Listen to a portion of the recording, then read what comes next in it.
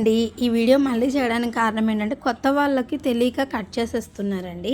ఇలా చాలానే జరుగుతున్నాయి. అందుకని యూజ్ అవుతుందని. ఇదివరకు నేను ఒకసారి వీడియో పెట్టినప్పుడు అక్క నేను ఇప్పుడే కట్ చేయబోతున్నాను మీ వీడియో చూసి సేవ్ అయ్యానని ఒకరు కామెంట్ చేశారు. ఇంకొకరు అయితే వాళ్ళు కట్ చేశారంట 2 బ్లౌజ్ పీసెస్ అనుకొని సేమ్ ఇస్తుండే కదా 2 వచ్చినాయి అనుకొని కట్ చేసి పీకో చేసేసి ఫాల్ వేసేస్తున్నారు. ఒకటి బ్లౌజ్ కుట్టిచ్చేస్తున్నారు ఎక్స్ట్రా వచ్చిందని. ఇగో చూసారు కదా ఇక్కడ కూడా 2 బ్లౌజులు వచ్చినట్టే ఉన్నాయి. కానీ కాదండి కట్టు చెంగు సైడ్ అనమాట.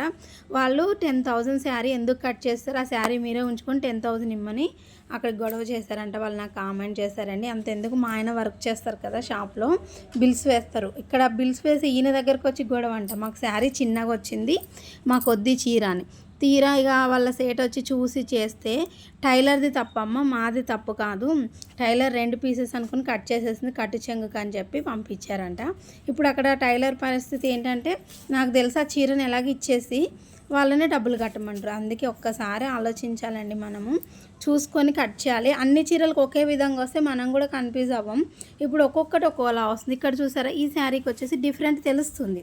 కట్టు చెంగు దగ్గర వేరే ఇచ్చారు, బ్లౌజ్ వచ్చేసి పళ్ళు పాటలు ఇచ్చారు. ఇప్పుడు అలా కాకుండా పళ్ళు పాటలో సేమ్ ఇస్తుంటూ కొన్ని శారీస్కి ఇప్పుడు నా దగ్గర ఉన్న అన్ని శారీస్లో అన్ని చీరలకి 2 శారీస్కి అయితే సేమ్ వచ్చినాయి 2 బ్లౌజ్ పీస్ లాగా. నాకు ఐడియా ఉంది కాబట్టి నేను కట్ చేసేసుకున్నా క్లియర్గా. ఒకటికి 2 సార్లు కొత్తగా స్టిచ్చింగ్ చేసేవాళ్ళు తప్పకుండా చూడండి.